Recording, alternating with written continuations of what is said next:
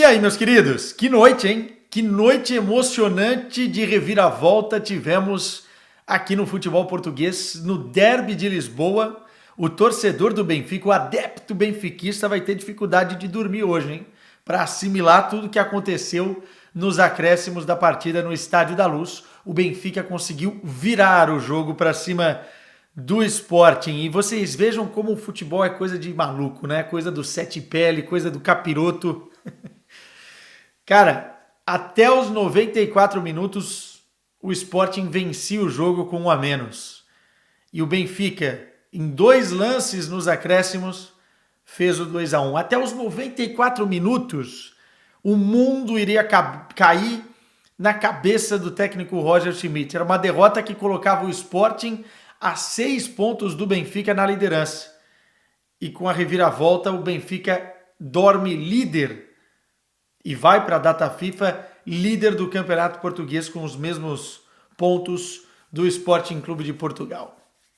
Futebol tem dessas coisas e a gente vai tentar nesse vídeo aqui contar um pouquinho do que foi o jogo, que acabou sendo um resultado muito melhor do que aquilo que o Benfica apresentou na partida, isso é uma verdade, e acaba também deixando um gosto ruim no torcedor sportinguista, porque dadas as circunstâncias, com um homem a menos durante todo o segundo tempo praticamente, o time conseguiu fazer um bom jogo no Estádio da Luz e merecia um pouquinho mais. Só que as coisas são assim, ó, chega deixando o like, português que chega aqui vai dar essa moral pra mim, quero comentários dos torcedores benfiquistas que hoje não vão conseguir dormir, vão ver todos os vídeos possíveis e tomara que caiam aqui também nesse vídeo e se inscreve no canal quem chegou aqui pela primeira vez. Vamos lá. Roger Schmidt resolveu mudar um pouquinho a estratégia para esse jogo, com os mesmos jogadores, mas com uma formatação diferente. A gente criticava aqui um pouquinho a utilização de 3 zagueiros em jogos grandes, né? Porque o Benfica não está acostumado ou não jogava dessa forma recentemente. E até se acostumar, até entrosar, até concatenar ali as ideias, demora. Não é fácil você sair de uma linha de 4 para uma linha de 3 defensiva, tanto na transição defensiva, quanto na recomposição, quanto para encontrar os espaços na marcação, enfim. E ainda mais jogando sem alas, né? E contra um time que há anos já joga no 3-4-3 ou, sei lá, num 3-4-2-1, que é o Sporting de Rubem Amorim. E aí você fala, pô, mas quanto isso faz a diferença? Bom, o Sporting treina dessa forma há muitos anos, né? Joga dessa forma há muito tempo. Ou seja, sabe melhor espaços e ideias de uma formação nesse estilo. Ainda mais o Benfica sem ter esses caras de origem, especialmente nas alas, né? Pois bem, Roger Schmidt resolveu voltar com uma linha de 4. Óbvio que em alguns momentos essa linha de 4, por ter 3 zagueiros nela, e a gente já vai falar disso, se transformou numa linha de 3 para liberar mais o Osner pela direita, né? Então foi o Osner jogando de lateral direito, aí o Otamendi junto com o Antônio Silva na zaga e de lateral esquerdo o Morato, que não é lateral esquerdo, é zagueiro de função, de característica, mas jogou ali um pouco improvisado, muito mais um lateral esquerdo defensivo do que um cara ofensivo, mas você fez com isso o João Neves jogar mais por dentro, o que era importante para o Benfica, junto com o Florentino, para dar corpo a esse meio-campo dos encarnados, né? E aí lá na frente, João Mário, Rafa Silva, Di Maria e o Musa entrou em campo como titular nessa partida. Realmente é uma mudança estratégica que na teoria faz sentido, mas na prática também você deixa alguns espaços, já que você está improvisando um zagueiro na lateral esquerda e foi por ali que o Sporting conseguiu explorar algumas coisas no primeiro tempo. Mas contextualizando o primeiro tempo, o Sporting veio com o seu time já tradicional, né? Aliás, um bom time, um interessante time do Sporting Clube de Portugal. E nos 20, 25 primeiros minutos de partida, acho que o Benfica foi melhor. Conseguiu ser mais combativo no meio campo, João Neves e Florentino foram fundamentais nos duelos 1 contra 1, conseguiu subir a marcação e pressionar a saída de bola do Sporting e recuperar a bola, como em outros tempos o Benfica fazia, né? Naquele tal pressão pós-perda e também com a marcação alta, e teve fôlego para isso. O Sporting no início parecia encaixado, mas depois foi cedendo a essa pressão do Benfica, e o Benfica cria as melhores oportunidades até os primeiros 25 minutos. E aí tem lances que, por mais qualidade que o jogador tenha, ele não pode perder. Ele não pode perder. Ainda mais num clássico que é decidido por detalhes, né? E aí estou falando do Rafa Silva. Uma boa jogada do Muso, o primeiro grande lance de perigo, brigando com 3 jogadores do Sporting. A bola é passada para o Rafa Silva e ele, na marca da penalidade, com toda a condição de acertar o gol, chuta para fora. Não pode perder esse tipo de gol. Gosto muito do Rafa Silva como jogador, já elogiei ele aqui no canal várias vezes. É realmente desequilibrante quando está no dia dele, mas esse tipo de gol não pode perder. E depois, esse que ele perde, ele cria uma outra chance, acho que foi de fora da área, e a bola bate no travessão. E aí faltou sorte para ele, né? Porque ele fez tudo certo, jogada da esquerda para o meio, ele bate, a bola faz a bananinha, né? Como eles chamam, e bate no travessão. Podia ter sido o gol do Benfica. O Benfica ainda cria outras chances, outras oportunidades. Tem uma do João Mário, né? Que não sabe se cruza ou se encobre o goleiro, o Adam, e aí a bola não chega na cabeça do Florentino, que tenta complementar. Foram 3 grandes chances do Benfica até o Sporting conseguir ligar também, encaixar novamente na partida a partir dos 25 minutos. O Sporting ficou muito preso a bolas paradas, né? Teve alguns escanteios no primeiro tempo e foi por aí que levou perigo com o Diomandé numa boa defesa do Trubin. Mas teve na sua principal chance, quando o Pote ligou no jogo, né? Porque o Pote é aquilo, tem muita qualidade, mas tem momentos que ele desliga realmente. E quando o Pote liga no jogo, ele tem uma chance clara na cara do Trubin, que também não pode perder num jogo grande como esse. Pois bem, mas o Sporting melhora a partir dos 25 minutos, começa a achar os espaços que o Benfica dá, até porque perde um pouco desse ímpeto inicial, a pressão do jogo, antes mesmo da bola rolar, estava toda do lado do Benfica. O Sporting já era líder, o Sporting não tinha sido eliminado da Liga dos Campeões, assim como o Benfica foi, o Sporting estava bem, no momento bom, de uma sequência positiva, e o Benfica tinha toda a responsabilidade, porque jogava em casa e tentando escapar de um momento muito ruim, de uma espiral negativa, com o jogo que fez com a Real Sociedad pela Liga dos Campeões no meio da semana. E aí toda essa pressão fez com que o Benfica tomasse a iniciativa, mas o fôlego de marcação acabou e o Sporting foi encontrando os espaços. E é exatamente na improvisação do Morato pela esquerda e no João Mário perdendo uma bola no meio campo para o Edwards que o Sporting acha um gol logo no finalzinho da primeira etapa. O Edwards arranca muito bem depois dessa recuperação, deixa o Morato para trás, na velocidade vai bem, acha um passe enfiado para o Gyökeres, já vamos falar mais desse sueco, e ele dá uma pancada, um tiro no canto da trave do Trubin. Eu acho aí que não é frango, não é uma falha grotesca, mas um goleiro não pode tomar um gol dessa forma no seu canto. Acho que se ele tivesse fechado melhor, tinha feito a defesa. Mas é uma pancada e é mérito do Gyökeres, que bate muito bem na bola, com muita força, com violência, para fazer 1-0. O Sporting teve mais chutes no gol na primeira etapa, teve mais posse de bola, mas eu senti que o Benfica teve talvez boas possibilidades de pelo menos ter feito 1-1 na primeira etapa, ou enfim, ter até saído com um resultado melhor. Só que vira o jogo com 1-0 para o Sporting, um baita resultado, com o Gyökeres jogando muito, com o Edwards jogando muito, com o Wilmond no meio campo indo muito bem. Enfim, o Sporting sai com as sensações melhores até por conta do gol nessa primeira etapa. E aí vira para a segunda etapa, o Gonçalo Inácio, aliás, a dupla de zaga ali, 2 zagueiros do Sporting já estavam amarelados, e o Gonçalo Inácio, logo no início da segunda etapa, se eu não estou enganado, foi com o quê?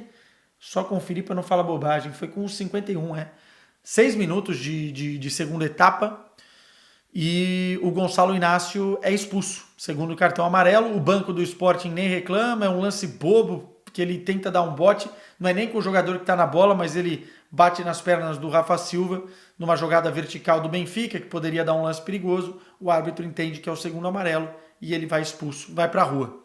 E aí deixa o Sporting no mato sem cachorro. Você imagina que o Benfica, dentro de casa, precisando do resultado, perdendo de 1-0, vai pressionar o Sporting vai se fechar lá atrás, estacionar o ônibus lá atrás e vai tentar fazer de tudo para segurar o resultado. Mas não é isso que acontece. E muito por demérito do Benfica e por mérito do Sporting. O Sporting não muda um pouquinho a sua maneira de jogar porque cria menos volume, mas não deixa de ser agressivo no último terço com o Benfica. E muito por conta das explosões e da condução e do tempo de bola e, enfim, da forma de segurar o jogo do Gyökeres. O Gyökeres, para quem não conhece, é um jogador de 25 anos, sueco, que veio do futebol inglês, da segunda divisão da Inglaterra, e que é um achado do Sporting essa temporada. O brasileiro que não acompanha o futebol português precisa começar a prestar atenção no Gyökeres. Ele é um jogador que, dentro de campo, parece um trator. Forte fisicamente, finaliza muito bem, tem tempo de bola, dá assistências, segura muito bem o jogo, segura adversários no pivô, é muito forte fisicamente e tem velocidade. E foi por aí que o Sporting conseguia desafogar ou aliviar uma pressão do Benfica que poderia ser iniciada jogando a bola no Gyökeres, que fazia tempo lá no ataque, brigava com os zagueiros do Benfica, achava um passe de qualidade e às vezes até criava mesmo alguns perigos para os encarnados, mesmo com um jogador a menos. Para mim, o Gyökeres era, talvez junto com o João Neves, que já tinha feito um excelente primeiro tempo, na recuperação de bola, nos duelos 1 contra 1, os melhores em campo. Mas o Gyökeres, pelo gol, estava sendo o melhor em campo. Demorou demais para o seu Roger Schmidt mexer na equipe e mexer bem na equipe, né? Porque o Morato ficou muito tempo como lateral esquerdo improvisado, sendo que o time tinha um jogador a mais. Eu não entendi o que o Roger Schmidt quis fazer ali, qual foi a ideia? Sendo que você tinha, sei lá, o Gouveia no banco de reservas, podia colocar em campo, tinha o próprio Jurasek, que é um jogador que defende muito mal, mas nessa circunstância poderia liberá-lo mais para o ataque, para chegar em zona de finalização, ou pelo menos de criação, para que o time tivesse profundidade pela esquerda e caísse pelos lados, já que o Sporting conseguiu se fechar muito bem no meio campo, e faltava mais do Rafa Silva, faltava muito mais do Di Maria. Até os 75 minutos de jogo, o Benfica não soube fazer valer a sua superioridade numérica, porque faltou muito de jogadores, o João Mário muito abaixo novamente, e faltou o Roger Schmidt mexer com mais rapidez na equipe, tentar o diferente, já que a coisa não estava funcionando, especialmente essa substituição que eu falei pelo setor esquerdo. Pois bem, a partir dos 75 minutos, o Di Maria começa a ligar mais na partida, tem um lance que ele chuta de fora, que o Adam faz a defesa e ela bate ainda no travessão, que é um tiraço de fora da área, e ele começa a ser mais incisivo e a causar problemas do lado defensivo esquerdo do Sporting e do lado ofensivo direito do Benfica.